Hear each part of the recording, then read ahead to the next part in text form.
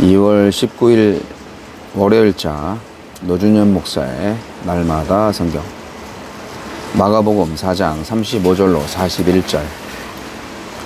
그날 저물 때 제자들에게 이르시되 우리가 저편으로 건너가자 하시니 그들이 무리를 떠나 예수를 배에 계신 그대로 모시고 가매 다른 배들도 함께 하더니 큰 광풍이 일어나며 물결이 배에 부딪혀 들어와 배에 가득하게 되었더라. 예수께서는 고물에서 베개를 베고 주무시더니 제자들이 깨우며 이르되 선생님이여 우리가 죽게 된 것을 돌보지 아니하시나이까 하니 예수께서 깨어 바람을 꾸짖으시며 바다더러 이르시되 잠잠하라 고요하라 하시니 바람이 그치고 아주 잔잔하여지더라. 이에 제자들에게 이르시되 어찌하여 이렇게 무서워하느냐 너희가 어찌 믿음이 없느냐 하시니 그들이 심히 두려워하여 서로 말하되 그가 누구이기에 바람과 바다도 순종하는가 하였더라. 아멘. 광풍을 잠잠케 하신 예수님. 갈릴리 동편으로 건너는 중에 큰 광풍을 만나자 예수님이 바람과 바다를 잠잠하게 하십니다. 제자들은 이 모습을 보고 그분이 누구인지를 다시 생각합니다. 예수님은 어떤 분입니까? 날이 저물 때까지 배 위에서 해변에 모인 청중을 가르치신 예수님은 그 배를 탄 채로 제자들과 함께 갈릴리 동쪽으로 떠나십니다. 가르침을 듣던 사람들도 배를 타고 예수님을 따라갑니다. 그런데 이 배들을 집어삼킬 만큼 큰 광풍이 불어옵니다. 예수님이 저편으로 건너가자 하셔서 떠난 길인데도 고난이 닥칩니다. 주님과의 동행이 순탄함을 보장하지 않으며 그럴 수도 없습니다. 도리어 세상이 미워하는 예수님 때문에 안 당해도 되는 고난을 당해야 하고 치르지 않아도 되는 희생을 치러야 합니다.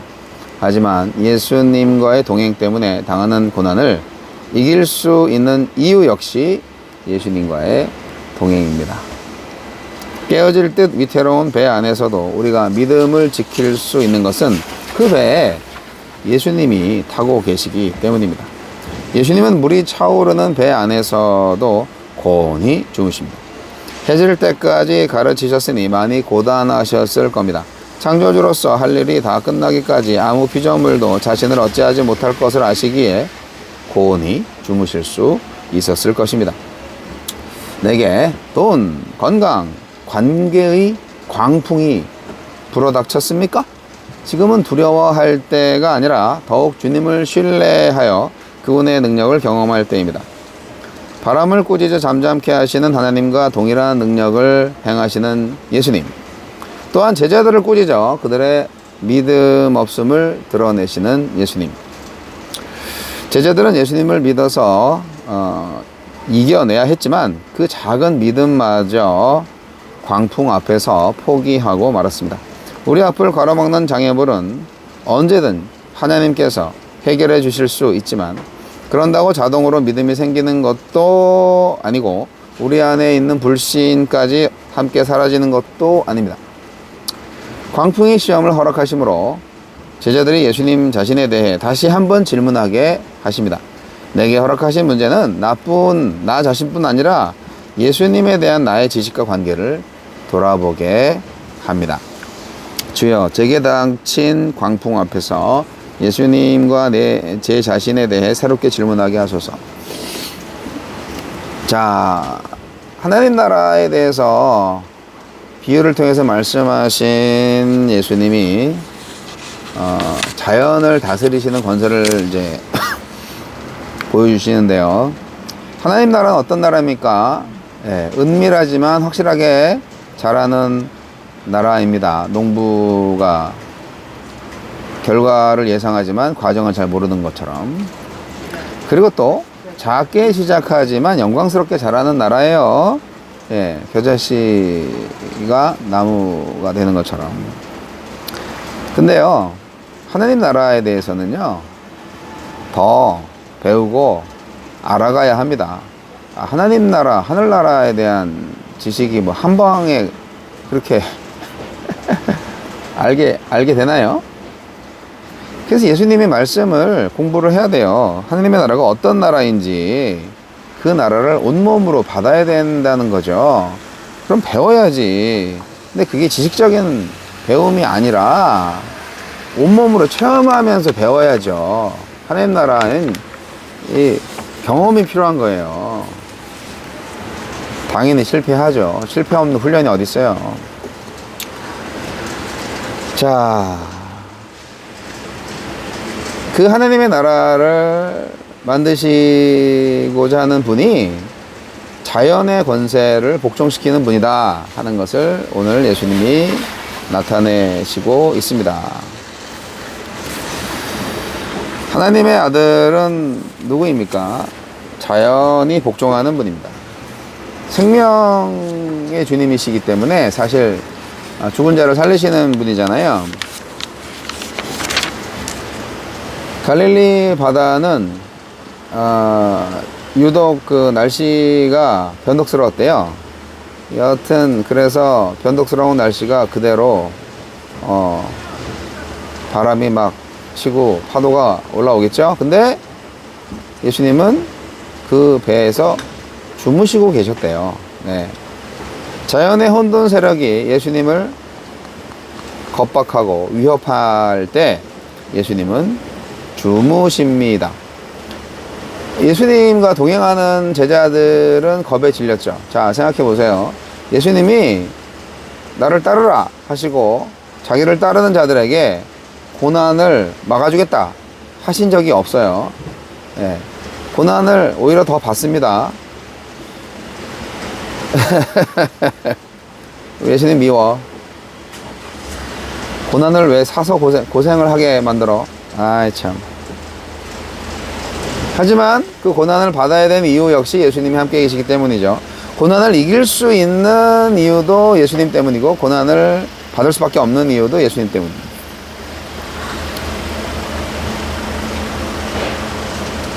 그래서 글쎄 제자들이 겁이 없어요. 우리가 다 죽게 생겼다고 그러면서 예수님을 막 깨워요. 왜 잠만 주무시냐고.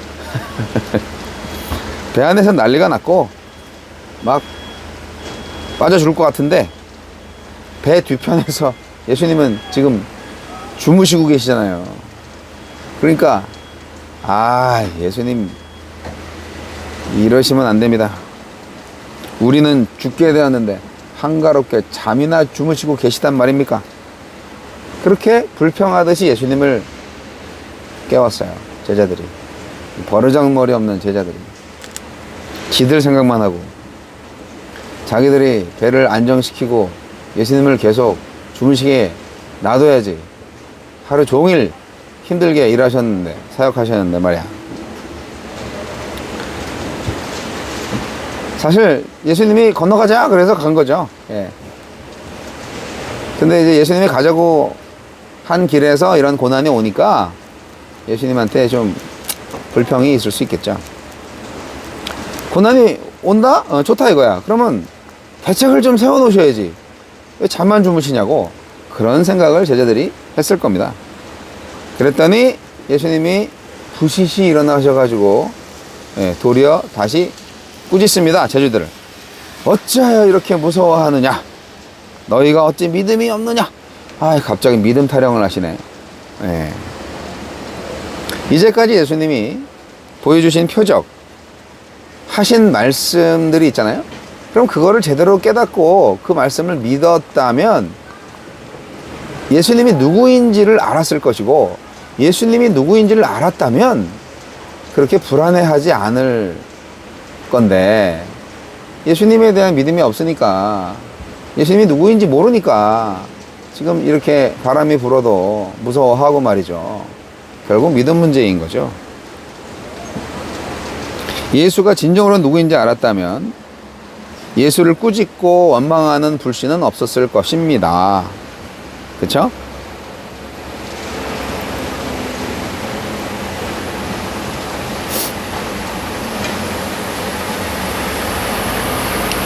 결국 예수님은 광풍을 꾸짖습니다.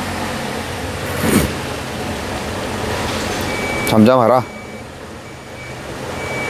태초에 혼돈의 물을 정리하셨던 능력으로, 노아의 홍수를 정리하셨던 능력으로, 홍해와 요단강에서 물을 내셨던 능력으로 자연 세력에 대한 당신의 주권을 드러내시는 거죠. 네, 예수님은 하나님이셨습니다. 파도가 덮칠 때, 두려움이 엄습할 때, 그때가 바로 새로운 하나님을 만날 기회입니다. 네, 예수님을 만나셔서 광풍이 오시더라도 두려워하지 말고 극복하세요. 믿음이 있는 자로 인정받으시기 바랍니다.